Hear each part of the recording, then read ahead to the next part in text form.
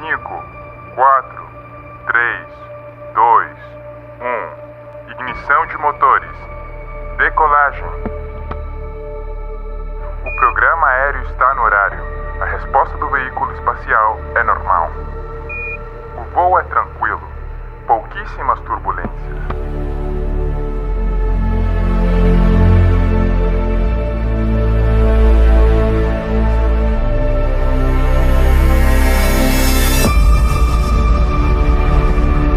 Contemple novamente este ponto. É aqui, é o nosso lar, somos nós.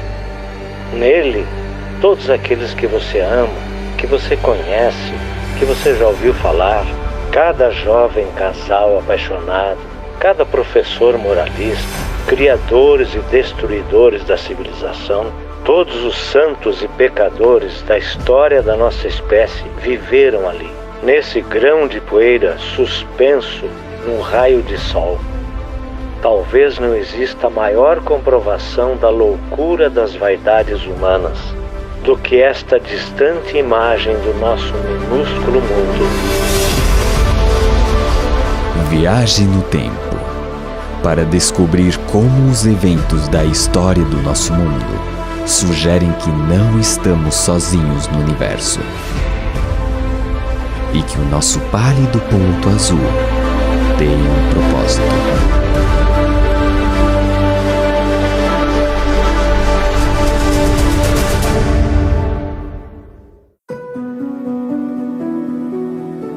Milhares de anos atrás, em uma área hoje conhecida como o berço da civilização, um rei ambicioso teve uma experiência que moldaria o mundo no futuro.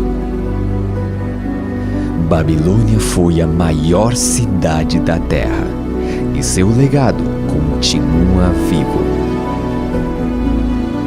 Passando pela imponente Porta de Ishtar, os viajantes encontraram uma cidade repleta de vida e cheia de ouro e riquezas. Esta joia da antiguidade foi a inveja do mundo. Qualquer pessoa que visitasse a Babilônia, no auge do seu poder, ficaria absolutamente pasmado diante do espetáculo da sua arquitetura e pelo fato de que ali se reuniam na cidade pessoas de todo o mundo. Foi uma verdadeira metrópole. Babilônia se proclamou a primeira cidade do mundo, a primeira cidade que os deuses haviam criado. E essa presunção reflete o fato de que realmente era uma metrópole de ordem e escala que o mundo nunca tinha visto antes. Certa noite, o rei da Babilônia, Nabucodonosor, foi despertado por um sonho incomum. Um jovem escravo hebreu, de nome Daniel, foi chamado para interpretar o sonho. Daniel, como muitas pessoas no mundo antigo, acreditava que os sonhos eram significativos e que Deus se comunicava, ou os deuses se comunicavam através dos sonhos. E Daniel acreditava que o seu Deus, o Deus dos hebreus, sabia o significado e a interpretação deste sonho. Em seu sonho, o rei viu uma estátua gigante feita de ouro, prata, bronze e ferro, com os pés de ferro misturado com barro. Daniel revelou que cada metal representava um poderoso império, que começava com Babilônia como a cabeça de ouro. Ele previu com precisão o surgimento e a queda dos impérios.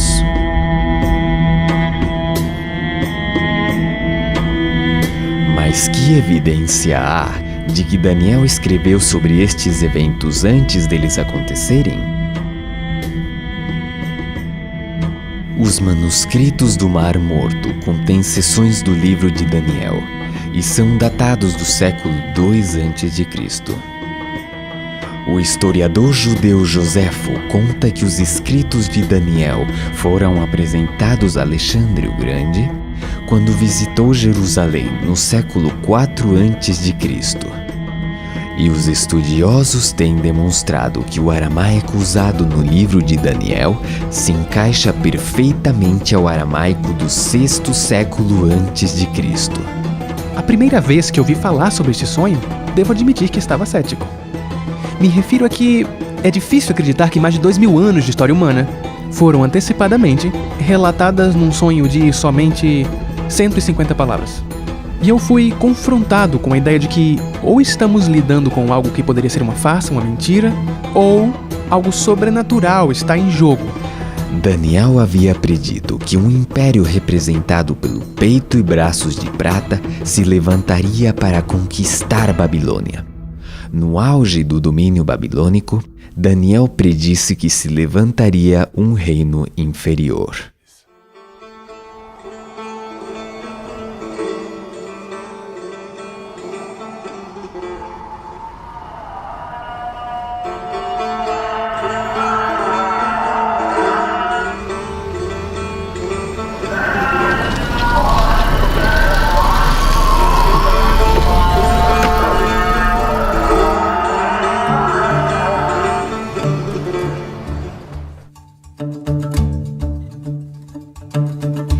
Meu nome é Atefa e vivo em Shiraz, uma das cidades mais bonitas do Irã, conhecida por seus jardins e seus poetas. No meu tempo livre, adoro tirar fotos. Como mulher muçulmana, fico admirada cada vez que venho nessa mesquita. Muçulmanos, judeus e cristãos consideram Daniel como um profeta sagrado.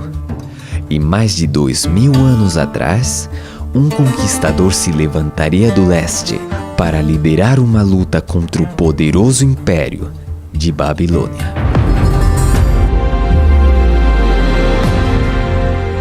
Por alguns anos antes da queda de Babilônia, os babilônios sabiam que o rei do que eles chamavam Parso ou Pérsia, um homem chamado Ciro, estava conquistando grandes partes do mundo além das suas fronteiras. Depois de se unir com seus vizinhos, os medos, Ciro liderou os 2 exércitos em uma série de vitórias famosas, consolidando seu nome como uma estrela em ascensão. Mas essa ascensão não estaria completa sem a conquista de Babilônia. Heródoto retrata Ciro como o modelo de um grande conquistador e Babilônia como a maior conquista de Ciro, o prêmio supremo. E era o prêmio supremo porque era o osso mais duro de roer. Babilônia era uma poderosa fortaleza. Suas paredes maciças, de fosso profundo e imponentes portões impossibilitavam a conquista de qualquer força invasora. Confrontados por muralhas que não podiam ser violadas, as tropas persas identificaram o rio Eufrates como ponto de entrada. Desviando a corrente rio acima, as tropas de Ciro puderam marchar ao longo do leito do rio, por baixo dos portões, até o coração da cidade.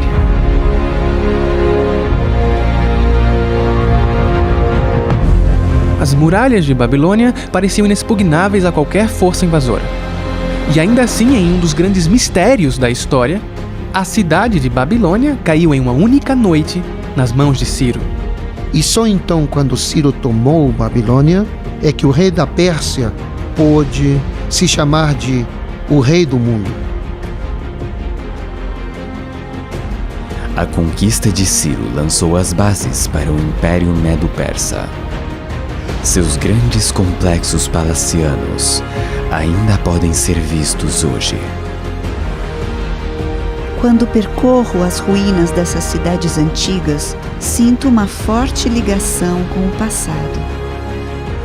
Sinto que o legado e as mensagens do passado continuam vivos hoje.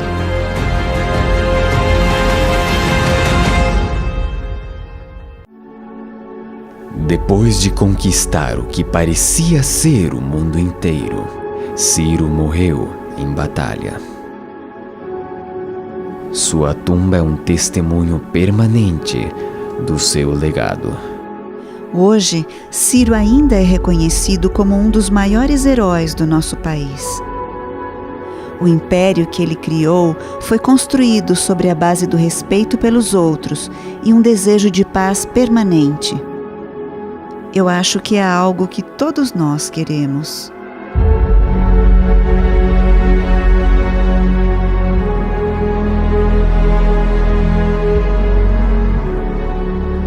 Quando os reis da Pérsia morriam, seus corpos eram enterrados aqui.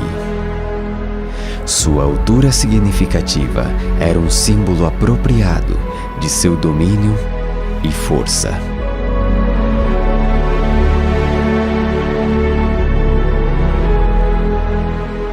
Mas há uma tumba inacabada neste lugar.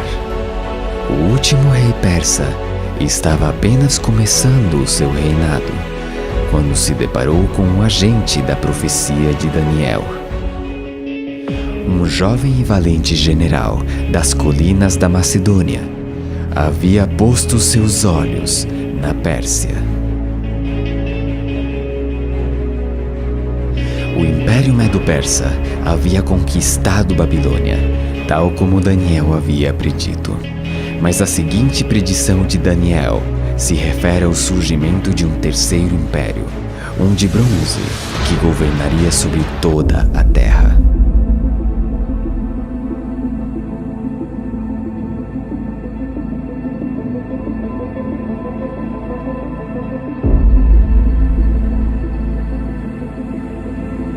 Escalar aqui é uma espécie de tradição que passa de pai para filho.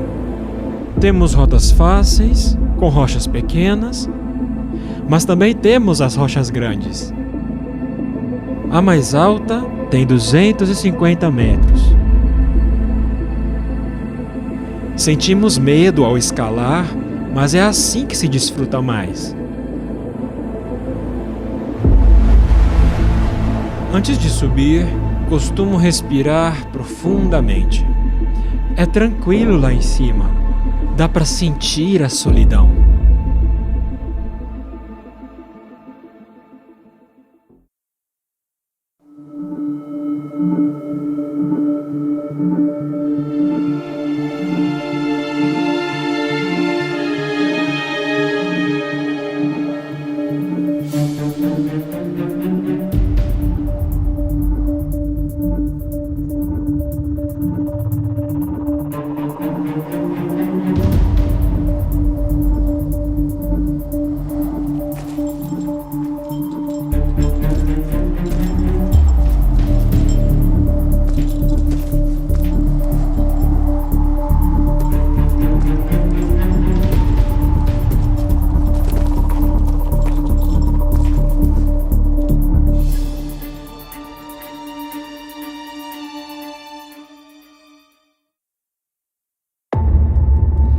Hoje os mosteiros adornam os picos desses penhascos escarpados.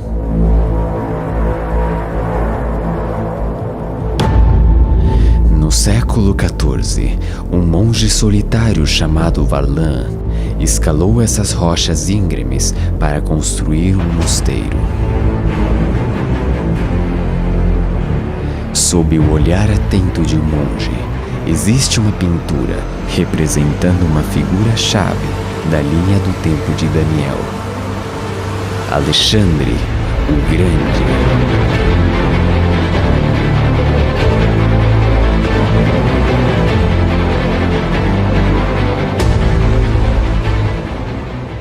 Alexandre nasceu no pequeno estado da Macedônia. Ao se tornar rei aos 20 anos, ele propôs o impensável: invadir o poderoso Império Persa. As primeiras vitórias encheram Alexandre de confiança, mas seria a planície empoeirada de Gaugamela onde Alexandre arriscaria tudo. Ele invade a Mesopotâmia, no Iraque, consciente de que ao fazê-lo terá um império mundial em suas mãos se vencer. É isso mesmo. Esta seria absolutamente a batalha decisiva, porque quem a vencesse continuaria sendo o rei da Pérsia ou o novo rei da Pérsia. O rei persa lhe enviou uma oferta de paz, dizendo: fique com a metade ocidental e me deixe com a metade oriental, e assim ficamos em paz. E Parmênio, um de seus generais, lhe disse: se eu fosse você, aceitaria a oferta. E Alexandre respondeu: se eu fosse você, eu aceitaria. Mas não era Alexandre. Era impossível para ele aceitar condições. Ele tinha que seguir em frente e alcançar seu objetivo. Em todas as batalhas que lutou, ele ia pela vitória, direto na jugular. O clímax de todo o seu reinado se aproximava. Tudo dependia disso. Levando suas forças para o flanco direito, Alexandre forçou uma brecha na linha persa. Carruagens persas reagiram em direção à esquerda grega. Alexandre aproveitou a abertura e perseguiu o rei persa em retirada a cavalo. Embora em grande desvantagem, em solo estrangeiro, Alexandre comandou uma famosa vitória. Ele provocou a queda de um império e a ascensão de outro. O Império de Prata foi substituído pelo Império de Bronze, assim como Daniel disse que seria.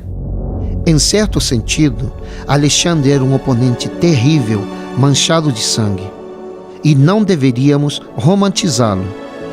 Ele matou muita gente, e a sua grandeza se levantou no meio do sangue de muitas pessoas.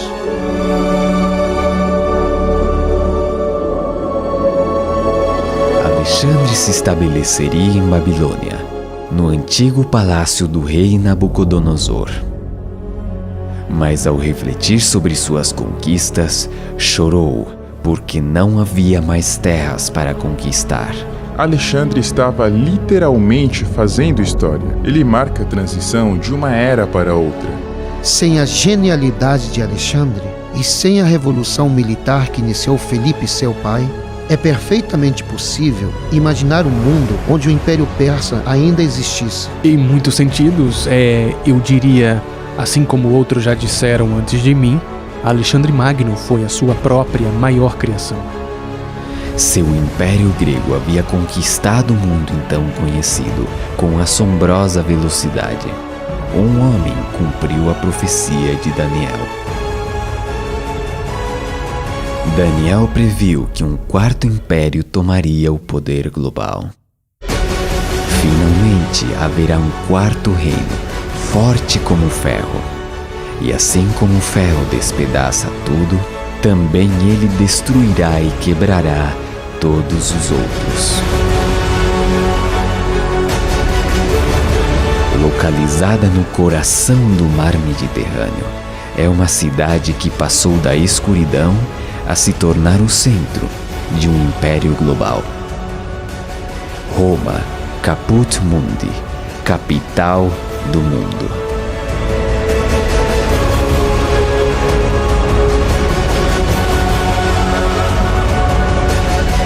As maravilhas arquitetônicas continuam de pé, símbolos permanentes de força e ambição.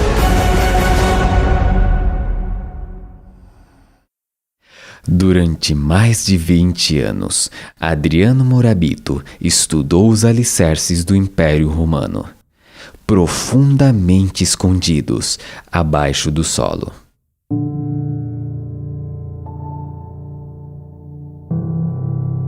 Muitas pessoas vêm a Roma para visitar o que está acima do solo, mas há muito mais abaixo da terra. Roma era uma mega cidade do passado. A grandeza do Império Romano é devido à rede de estradas que foram feitas para conquistar os diferentes territórios e à construção de aquedutos adequados para cada cidade. Foram construídos aquedutos que possibilitaram o crescimento da cidade. E também se construíram estradas, as quais foram essencialmente, em outras palavras, como uma espécie de rede através do território conquistado. Existe um ditado muito conhecido que diz que todos os caminhos levam a Roma. Mas creio que seria melhor dizer que todos os caminhos saem de Roma. As estradas romanas levavam suprimentos e soldados para os confins do império, provocando carnificina e brutalidade por onde passavam. Quando as tropas ocidentais atacam, eles se gabam de quão poucas baixas foram infligidas. Quando Júlio César foi para Gália, ele se gabou de quantos havia matado. Mas o derramamento de sangue não estava restrito a terras estrangeiras. Os espectadores se reuniam no Coliseu para ver como milhares de pessoas eram assassinadas violentamente. Em muitos sentidos, a arena é a instituição romana por excelência. Esta foi uma expressão de sua virilidade e de sua superioridade sobre o mundo bárbaro e sobre o mundo natural. No auge do Império Romano, aproximadamente 1 em cada 5 pessoas do planeta viveu e morreu sob o domínio do imperador. Suas fronteiras estendiam-se do norte da África até a Britânia. Por volta de 476 d.C., as invasões bárbaras tinham reduzido as fronteiras do Império Romano a um tamanho não visto em 6 séculos.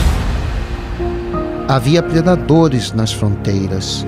Os romanos os chamavam de bárbaros. Muitos deles foram dominados pelos romanos e perderam completamente sua liberdade.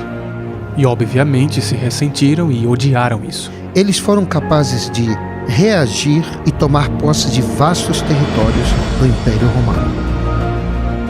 Daniel antecipou que o Império Romano iria desmoronar por dentro.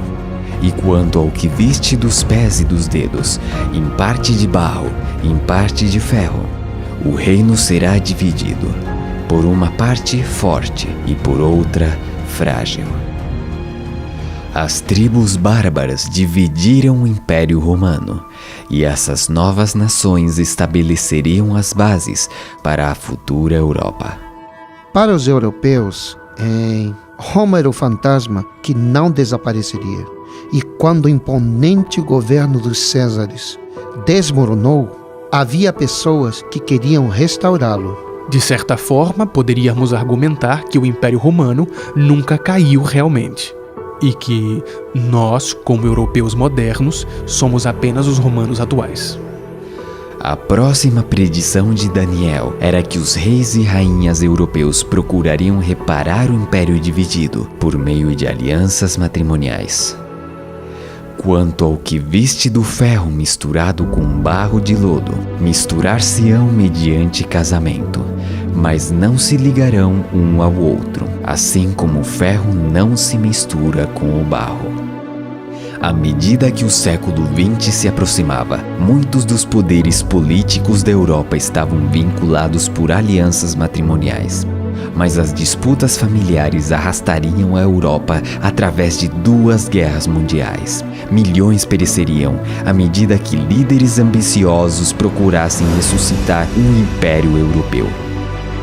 Determinados a nunca permitir que a Europa mergulhasse em outra guerra sangrenta, os líderes mundiais se uniram para assinar tratados de paz, abrindo caminho para o desenvolvimento da União Europeia, mas a tensão continua. Desde que as fronteiras abertas foram amuralhadas, os medos sociais e religiosos se espalharam pelas ruas. A desigualdade econômica, o desemprego crescente e o extremismo político estão ganhando terreno.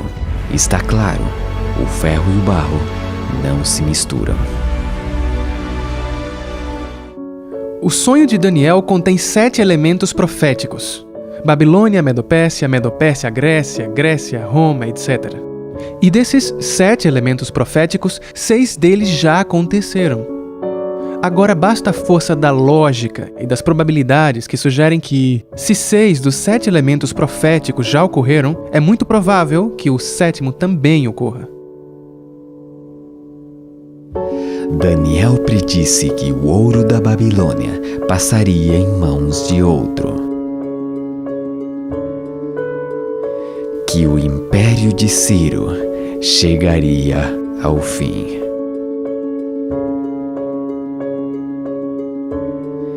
Que o egoísmo e a cobiça dos impérios do homem nunca poderiam ter sucesso. Que a força e a brutalidade do Império Romano encontrariam seu rival. Que suas fronteiras se fragmentariam, que seriam divididos internamente, e que os esforços para unir-se contra a palavra de Deus continuamente fracassariam. O elemento profético final é uma pedra cortada sem o auxílio de mãos. Essa é a maneira que Daniel expressa uma intervenção sobrenatural que golpearia a imagem nos pés de ferro e barro. Isso significaria o fim de todos os reinos terrestres e que Deus estabeleceria finalmente seu próprio reino eterno. Hoje, o nosso pálido ponto azul está posicionado no final da linha do tempo de Daniel. Ele antecipou que durante o tempo da Europa moderna, Deus retornaria à Terra para estabelecer seu reino eterno.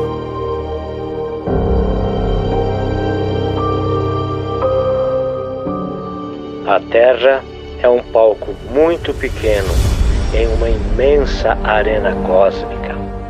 Pensem nos rios de sangue derramados por todos os generais e imperadores, para que, na glória desse triunfo, pudessem ser os senhores momentâneos de uma fração desse mundo. A profecia de Daniel une as esperanças da humanidade e revela um Deus que se tornou parte do nosso mundo. As últimas palavras de Daniel para o rei foram de que o sonho era certo e sua interpretação fiel. Nossas vidas são muitas vezes caracterizadas por coisas que não são certas nem confiáveis. Enfrentamos o futuro com ansiedade e confusão. Mas toda essa narrativa sugere fortemente que a história humana e nossa história pessoal estão indo em uma direção. Que na verdade existe um propósito, uma esperança e até mesmo um destino. Milhões se perguntam se há um Deus lá em cima, observando a nossa terra girar em direção a um futuro sem sentido. Mas em nenhum lugar a realidade de Deus é mais evidente do que nos escritos de Daniel. Sua extraordinária revelação da história dos impérios mundiais desafia a razão e o acaso. Ele fala da mão de Deus, guiando a história do nosso mundo e do próximo reino que há de se estabelecer.